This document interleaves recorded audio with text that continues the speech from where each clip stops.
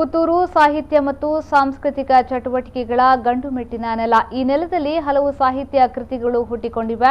Doctor Shivaram ಕಾರಂತರ ಶ್ರೇಷ್ಠ ಕೃತಿಗಳಿಗೆ ಪ್ರೇರಣೆ ನೀಡಿದ ಪುಣ್ಯ ನೆಲ ಪುತ್ತೂರು ಎಂದು ಮುಂಬೈ ವಿಶ್ವವಿದ್ಯಾನಿಲಯದ ವಿಶ್ರಾಂತ ಪ್ರಾಧ್ಯಾಪಕ ಡಾಕ್ಟರ್ ತಾಲ್ತಜಿ ವಸಂತಕುಮಾರ್ ಹೇಳಿದರು.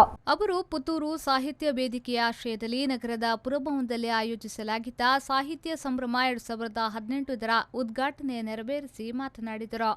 ಸಾಹಿತ್ಯ, ಸಂಸ್ಕೃತಿ, ಕಲಾ ಪ್ರಕಾರಗಳು ಯಾರ ಸ್ವತ್ತು ಅಲ್ಲ, ಯಾರೂ ಅದನ್ನು ಗುತ್ತಿಗೆ ಪಡೆದಿಲ್ಲ. ಈ ಪ್ರಕಾರಗಳು ಸ್ಫೂರ್ತಿಯಿಂದ ಉದ್ದೀಪನಗೊಂಡು ಪ್ರತಿಭೆಯ ಮೂಲಕ ಪ್ರಕಟಗೊಳ್ಳುತ್ತವೆ. ಸೃಜನಶೀಲತೆಯ ಮಾಧ್ಯಮವಾದ ಸಾಹಿತ್ಯವು ಎಲ್ಲಿಯೂ ಹುಟ್ಟುತ್ತದೆ. ಯಾಕೆಂದರೆ ಸಾಹಿತ್ಯ ಜಾತಿ ಮತಗಳ ಎಲ್ಲೆ ಮೀರಿ ನಿಂತ ಅನುಭವವನ್ನು ಹೊಂದಿದೆ ಎಂದರು.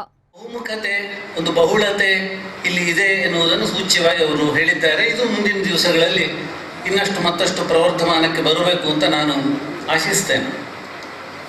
ಸಾಹಿತ್ಯ ಎನ್ನುವುದು, ಕಲೆ ಎನ್ನುವುದು ಯಾರ ಒಬ್ಬರ ಸೊತ್ತು ಅಲ್ಲ ಅಲ್ವಾ?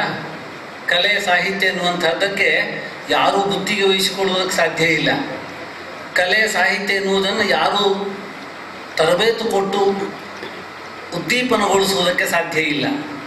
ಅದು ಸಹಜ ಸ್ಫೂರ್ತವಾಗಿ ಪ್ರತಿಭೆಯಿಂದ ಹೊರಹೊಮ್ಮಿ ಬರಬೇಕಾದಂತಹ. ಕಣಿಪುರ ಯಕ್ಷಗಾನ ಮಾಸಪತ್ರಿಕೆಯ ಪ್ರಧಾನ ಸಂಪಾದಕ ಚಂಬಲ್ ತೀಮರ್ ಮಾತನಾಡಿ, ಪುತ್ತೂರು ಸಾಹಿತ್ಯ ಮತ್ತು ಸಂಸ್ಕೃತಿಯ ಗಟ್ಟಿನ ನೆಲ. ಎಲ್ಲ ಭಾಷೆಗಳಿಗೂ ಯಕ್ಷಗಾನವು ಸೇರಿದಂತೆ ಎಲ್ಲ ಕಲಾ ಪ್ರಕಾರಗಳಿಗೂ ನೀರೆರೆದು ಪೋಷಿಸುವ ಸಹೃದಯರ ಊರು ಪುತ್ತೂರು ಎಂದು ಅಭಿಪ್ರಾಯಿಸಿದರು. ಒಂದು ಇವತ್ತಿನ ಇಡೀ ರಾಜ್ಯದ ವಿಚಾರಗಳನ್ನು ಗಮನಿಸಿದರೆ ಎಲ್ಲೋ ಒಂದು ಕಡೆ ಓಲೈಕೆ ಆಗ್ತಾ ಇದೆಯಾ, ಯಾರನ್ನೋ ಒಬ್ಬರನ್ನ ಸಮಾಧಾನ ಮಾಡುವುದಕ್ಕೆ ಸಾಹಿತ್ಯ ಬಳಕೆಯಾಗ್ತಾ ಇದೆಯಾ ಅನ್ನುವಂಥದ್ದು ಕಾಡ್ತಾ ಇದೆ. ಇತ್ತೀಚೆಗೆ ನಾನು 2 ದಿನಗಳ ಹಿಂದೆ ರಾಜ್ಯ ಮಟ್ಟದ ಯುವಜನ ಮೇಳದಲ್ಲಿ ನಮ್ಮ ಸಹಾಯಕ ಆಯುಕ್ತರು ಅತ್ಯಂತ ಒಂದು ಖುಷಿಯಾದಂತಹ ಸಂಗತಿಯನ್ನು ಹೇಳಿದರು.